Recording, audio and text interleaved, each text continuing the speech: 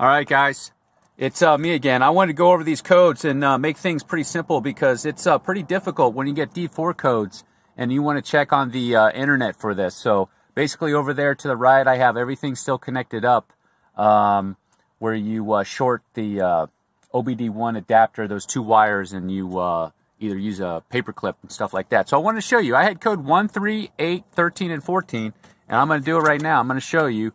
I had all those flashes, and I put it to number 2 right now, as you can see, and I don't have anything flashing anymore. So I got everything taken care of. I got my new sensors. I don't have the throttle position sensor. I actually have it taken out right now, so it's not registering that, but I have a new one coming in. Now, with the throttle position sensor, it's actually a cheap one off Amazon.com, and I have an OEM one coming in. So as far as these sensors are concerned on these Hondas, man, I would do your best to get OEM stuff. Okay, so, but then I wanted to go over like these right here, lock-up solenoid and the one. So the lock-up solenoid, I'm going to show you what that is. It's a lock-up solenoid A and B, and I'm going to go show you what that is right now. You come right over here. It's a lock-up solenoid. I'm not too sure which one it is, but you can see it's right down there. That's silver. I got my finger pointing right to it. And then there's one farther down, right below it. You'll see it.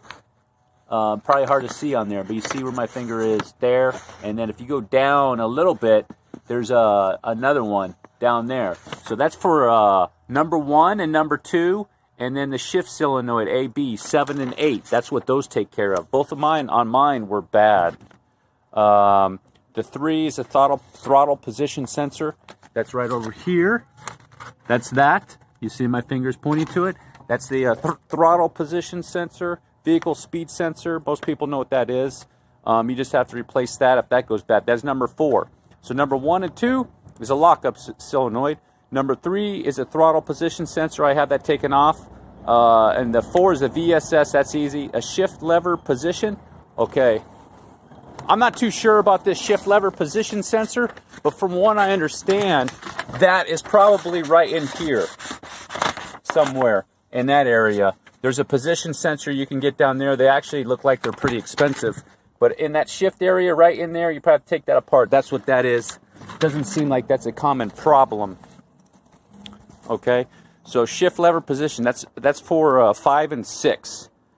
And then 7 and 8, like I said, it's down there. 1 and 2 and 7 and 8 are for both those down there. If you can't really see it, sorry, but you see the silver, I'll put my finger to it. That's the top one, and there's one right down there. You can barely, let me try to get my finger right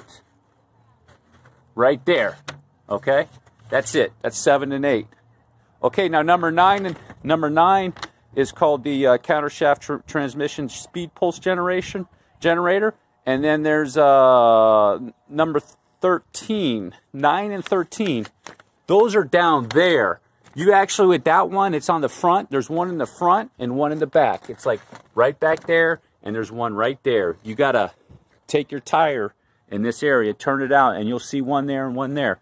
Those don't seem to go bad that often. I pulled them out and just cleaned them. So that's 9 and 13. Number 10. Coolant temperature sensor right here. Coolant temperature sensor is right there. Engine RPM, ignition coil, that's inside there. So if you have any of these 94 to 95 Hondas, you know, if you have this distributor and everything, you should just rebuild that and get your new ignition coil, get all that. That's what I did. You can get that off of, you can order some off eBay. It's a Tech, I think, a Tech rebuild kit. And then you can put all this in there too. You know, you get the NGK plugs and get the NGK or Denso spark plugs and rebuild that whole thing, and it'll work just like it's brand new. And I would stay with OEM on any of that stuff, any of that right there. I would not deviate off OEM on that. Okay, and then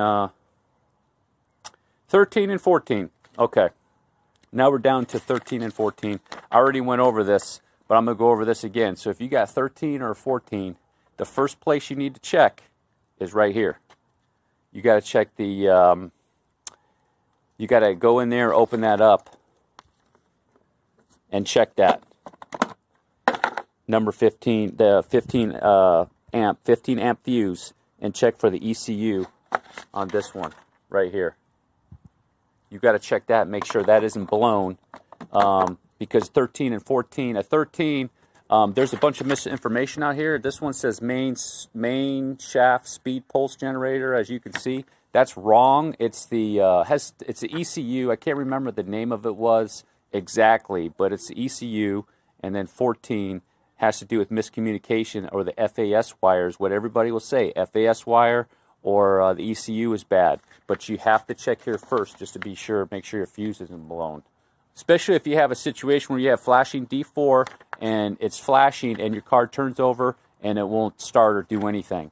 Usually if it's not any 13 or 14, the car's still going to start, but it's going to shift weird or be strange, shifting or sluggish and stuff like that. So it'll still go.